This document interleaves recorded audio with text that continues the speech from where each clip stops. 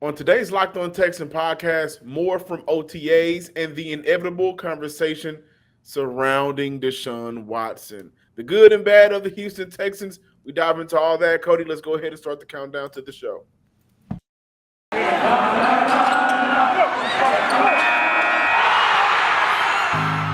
You are Locked On Texans, your daily Houston Texans podcast. Part of the Locked On Podcast Network, your team every day.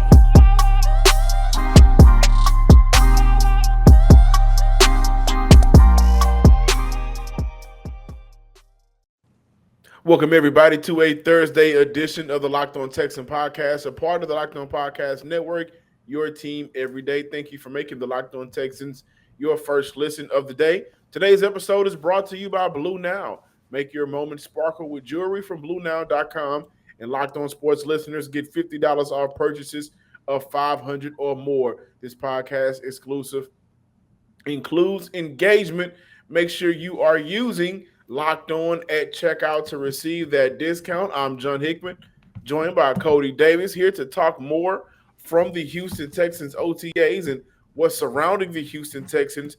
And we got some words of admiration from Malik Collins talking about Kenyon Green, saying the young guy is already in a leader in the meetings in the locker room. Shout out to Kenyon Green, the rookie out of a humble Atascocita area. Collins also talked about re-signing with the Houston Texans, said that Lovie Smith was the key piece.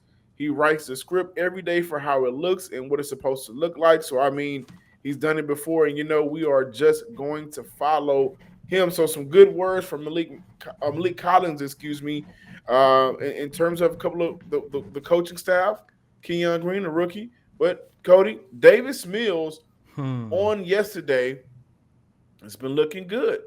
Yeah, and look, Tuesday, as a matter of fact, was the very first day where I can honestly say both sides of the ball looked really, really good. And, on yesterday, we had an opportunity in terms of what we highlighted from the offensive side of the ball was how good Marlon Mack looked, how good the offensive line looked in providing an extra boost in the Texans' rushing attack. And I wanted to save Davis Mills because I don't want to just look at and analyze what I was able to see on Tuesday. I want to look at his entire 3-week period throughout this whole voluntary OTAs periods. And John, there's 3, maybe 4 things that I want to highlight in terms of areas of improvements that I'm starting to see out of Davis Mills. First and foremost, his ball placement.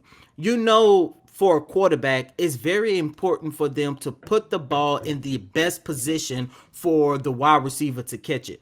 And what I was able to notice on Tuesday and even last week was the fact that Davis Mills has done a better job with his ball placement. There was no extra step a receiver needed to do. There was no extra hand movements or anything that a receiver had to do in order to complete the pass from Davis Mills. By the time, Brandon Cooks, Nico Collins, or whoever the wide receiver was, by the time they finished their routes, the ball was right there waiting for them. And that, of course, is something that you want to see out of your quarterback. Better ball placement means that Davis Mills is starting to improve in his reads. Better reads also means better decision makings. And those are the 3 main aspects that I really wanted to see Davis Mills improve on entering his second season, because we already know Mills can actually air the ball out. And speaking of airing the ball out, over the last 2 weeks, I'm starting to notice that the Texans, with Pep Hamilton taking over as the offensive coordinator, I'm starting to notice that the Texans are actually calling more plays to let Davis Mills go out there and air it out. And the best example I can give on Tuesday, the Texans, they went through their 11-on-11 drills, and Davis Mills, there was a portion where Davis Mills went 4 for 5 in his pass attempts, and every single one of these attributes that I just finished talking about: ball placement, better reads, better decision making. I was able to see him execute all of those things, and that's part of the reason why he went 4 for 5. He would have went 5 for 5 because he threw what looked like to be a 15, maybe 20-yard bomb to Chris Moore. Chris Moore caught the ball. Unfortunately, he had a defensive back back, post the ball out, and that, of course, killed the play. And that goes back to something that you and I talked about on yesterday of how good the secondary looked. But, John, 2 out of the 3 weeks that I saw out of Davis Mills, he looked really, really good.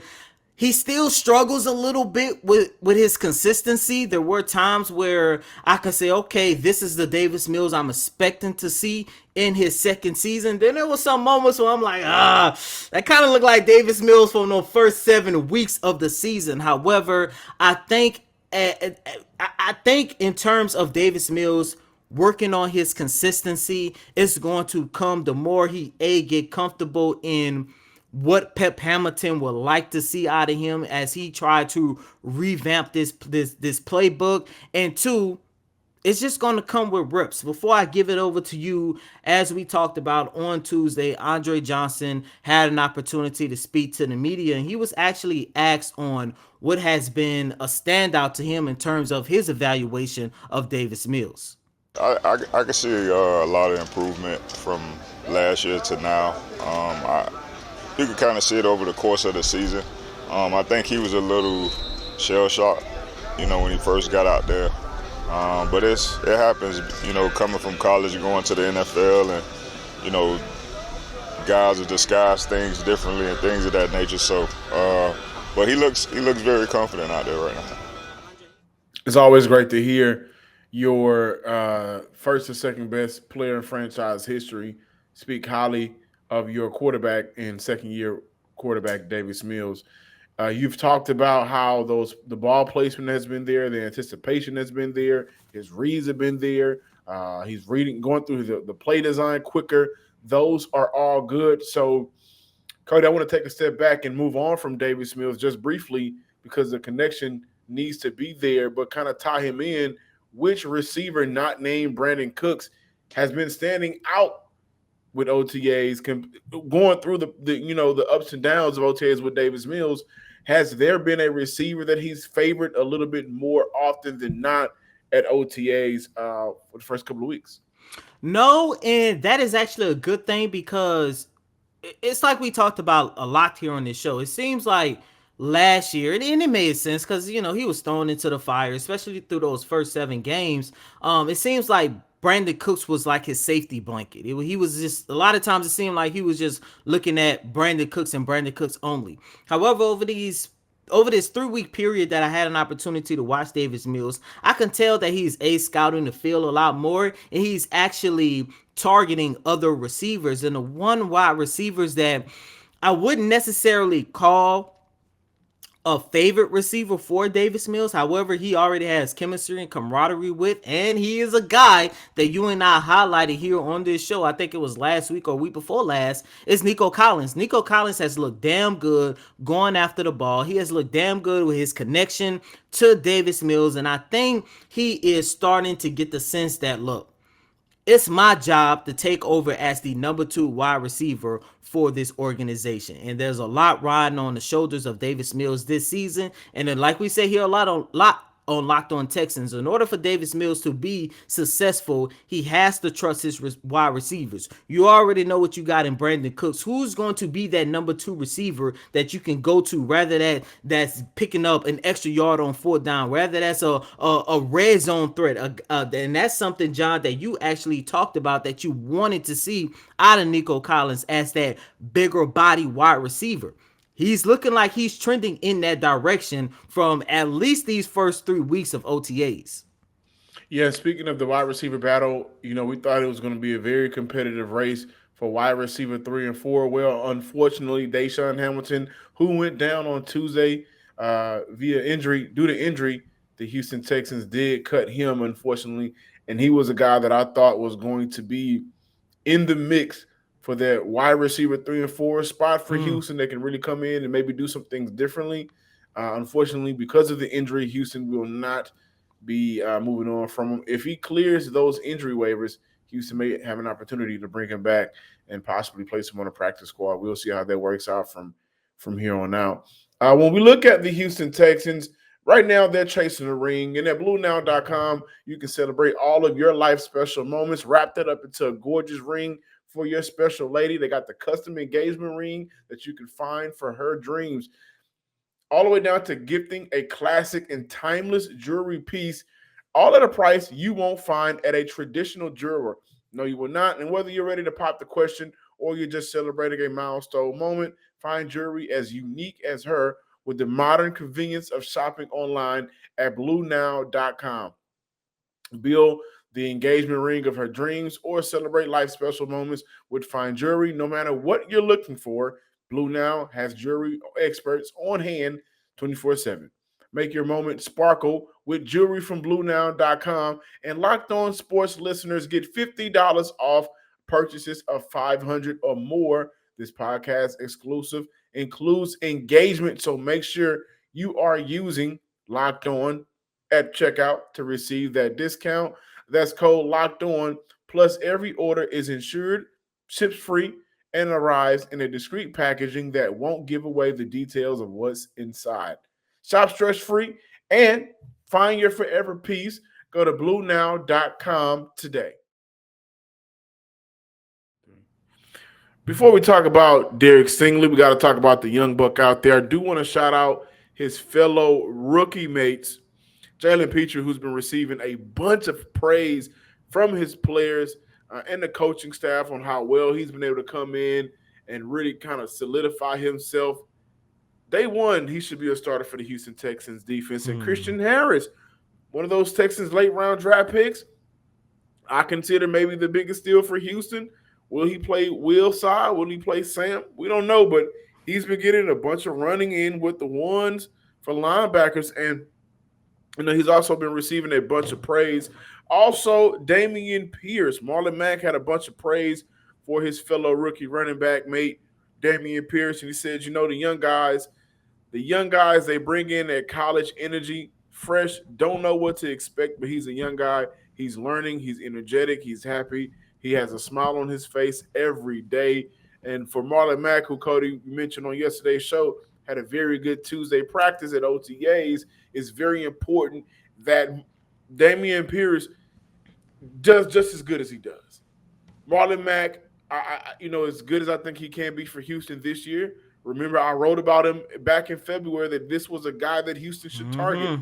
I definitely believe that Marlon Mack will be great for Houston and what they're wanting to do. But when I look at Dameon Pierce and the endless possibilities, because he does not have a lot of tread on his tires, speaking about the amount of carries that he got in college or lack thereof, I really think that he can be just as important to this running back backfield this year. And so it's pretty good to see that Marlon Mack and Dameon Pierce are working with one another. Now, Derek Stingley. Cody, what's going on with him at OTAs?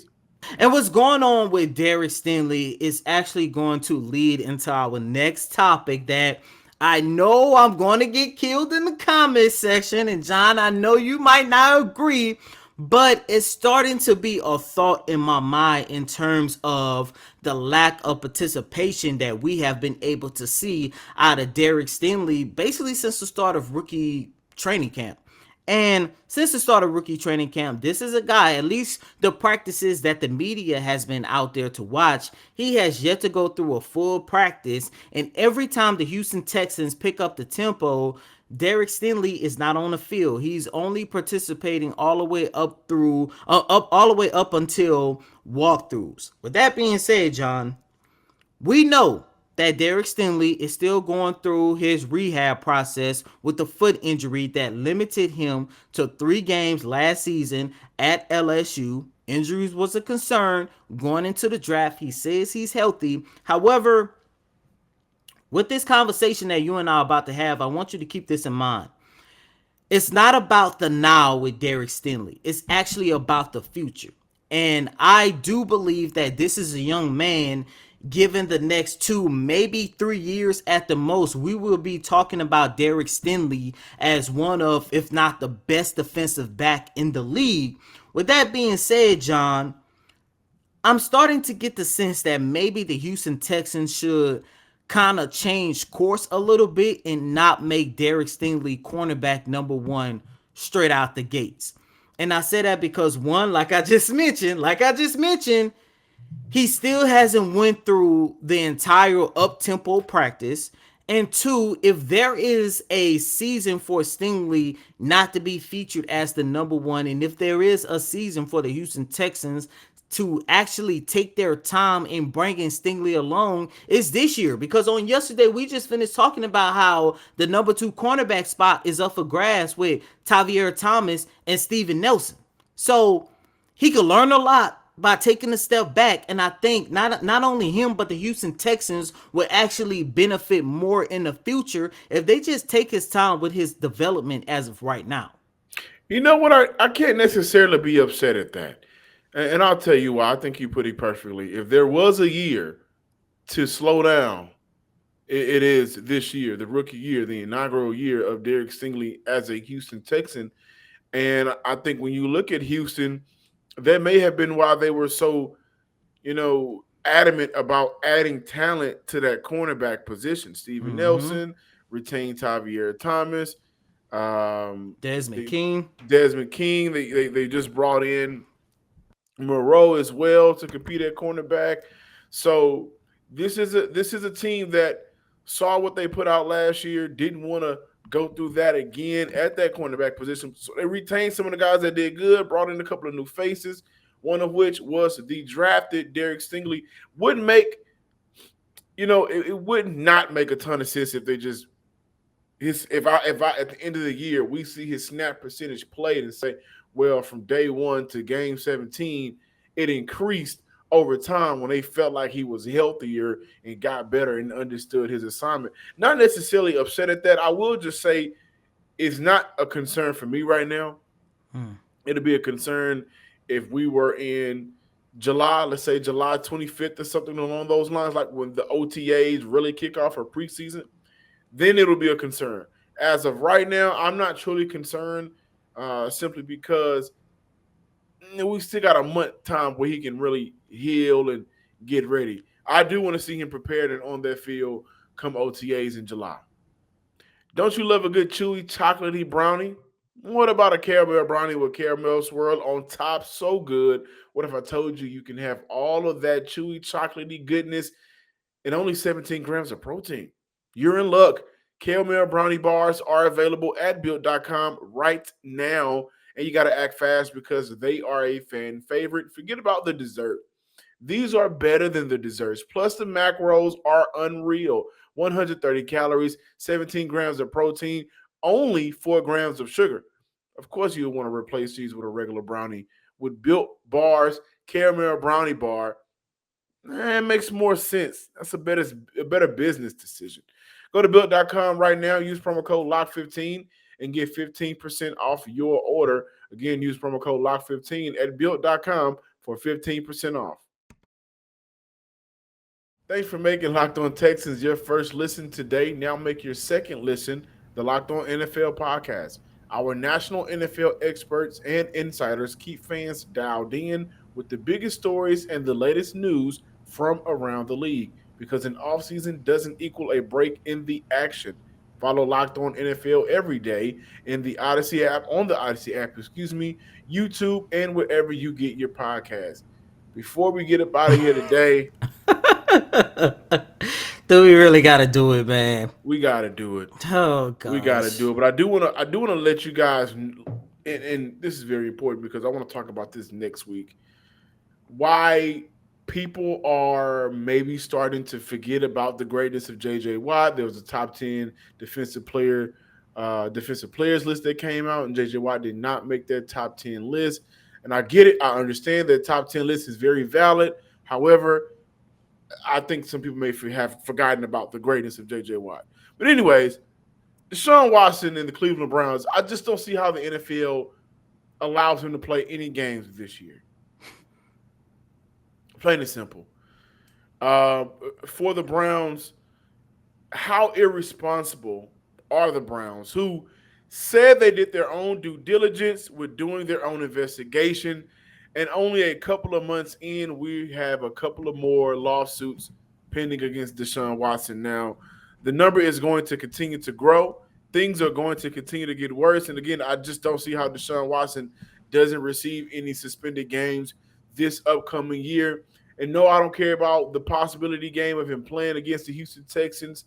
No, I don't care about anything right now outside of how irresponsible the Browns are. Now we're looking at a situation, and Cody, these allegations, everything is starting to unfold quickly. And if you guys remember, when this first kicked off last year, remember there was a conversation that Cody and I had that, basically said at some point the Houston Texans will get called in. And we floated a speculation thought of, well, was he not liking what the Houston Texans were doing because of they didn't listen to him and what he wanted for head coach and general manager? And for the Houston Texans, my rebuttal is we have to protect you and save you from this. Why would we listen to you? Now the Houston Texans are getting roped in. It is now being said that the Houston Texans provided NDAs and covered some hotel rooms for Deshaun Watson. Tony Busby said that we believe the Houston Texans organization was well aware of Watson's issues but failed to act. The Texans have said repeatedly that they were not aware of Watson's actions until March 2021 when the first lawsuit was filed against the quarterback. I'm going to be completely honest with you. That is impossible for me to believe that you did not have eyes on your quarterback or knew what was going on. And remember the crap storm that was going on. Amy Pelcher getting fired, people resigning, the equipment manager getting fired, and the entire time it was Jack Easterby who was seen to be the snake, the puppet that was pulling all of the strings and try to destroy everything. Well, now with these people being let go and what we're finding out today about how the Houston Texans may have played a role, looks like Jack Easterby was trying to clean things up. Again, I just don't see how Deshaun Watson doesn't, at the very least, receive half a year suspension, because the number is too big to ignore by the NFL. Yeah, and I've seen people debate about this, whether it should be 6 games, 8 games, or a year. Honestly, John, listeners and viewers, I just think the NFL should just come out in the next, 24 to 48 hours, suspend Deshaun Watson indefinitely. And, that means he could be suspended for 1 game, or that could mean he can never play in the NFL ever again. Because at this point, 24, bro, come on. And, this whole situation regarding Deshaun Watson took even more of a turn for worse over the last 24 to 48 hours after the article that came out on the New York Times. And my only rebuttal to the Texans being involved in this is, John, I do agree with you, and this is something that you and I talked about both on air and off air about how the Texans may have been tied into this situation. I do want to point out this. The firing of, the equipment manager who was really good friends with Deshaun Watson. We later found out at some point that the equipment manager was letting Deshaun borrow some tables to get massages away from NRG Stadium, which at the time kind of made sense because the majority of all of this took place at the time, during the pandemic, especially when things were just crazy and shut down all over the place. And you do know that Deshaun and everybody else was doing their own workouts and everything. I do want to mention this. A lot of times when these firings took place with these people who had ties with Deshaun Watson, the only thing that concerns me is the fact that a lot of those firings, like the equipment manager, took place in February of 2021. Why is that important? Because in January of 2021, Deshaun Watson decided to demand a trade from this organization. So you demand a trade from this organization in January of 2021. The people that you have close ties with in February of 2021 are let go. And now we are starting to see, March rolls around and we get the first of 24 now lawsuits about Deshaun Watson. So I hate to end the week on this note because once again, the NFL channel is in the off season, which means we will only post 3 shows a week. So, we probably pick this conversation up on Tuesday. Read between the lines, people, please. But, John, just going back to everything with Deshaun Watson, I honestly do think Roger Goodell and his staff or whoever involved in, disrespecting the shield or whatever the case might be, they just need to come out, suspend Deshaun Watson indefinitely, and just let this play out however it's going to play out, because it's just a mess. I really don't think the Texans being involved, especially the people who are around the organization as of right now, I don't think this means that much of a big deal to them. I know a lot of people is making a big that, oh, the Texans gave them NDAs.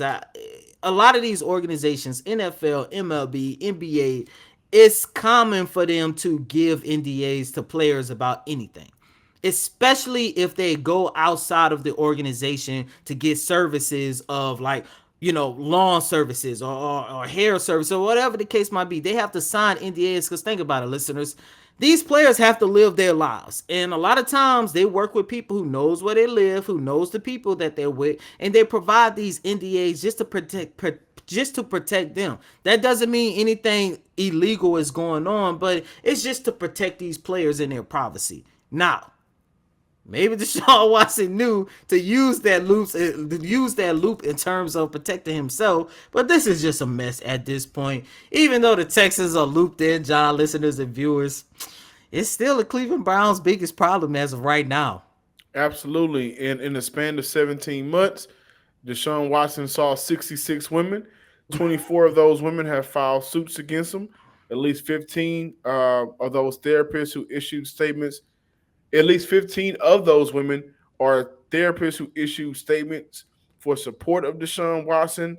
At least 4 of those therapists are from Genuine Touch, the massage therapy group that are contracted with the Texans. And at least 15 other women whose appointments with Watson were confirmed through interviews and records reviewed by the New York Times. Just don't see how the New York Times did a better job at investigating than the Cleveland Browns. I'm Johnson Sports Guy Hickman. Make sure you are following us on Twitter at Locked On Texans. Like us on Facebook, and make sure you are subscribing on YouTube as well. And as always, I'm your host, Cody Davis. Please remember to follow me on Twitter at CodyDavis_24. Once again, that's Cody, COTYDAVIS_24. Until Tuesday, ladies and gentlemen, peace.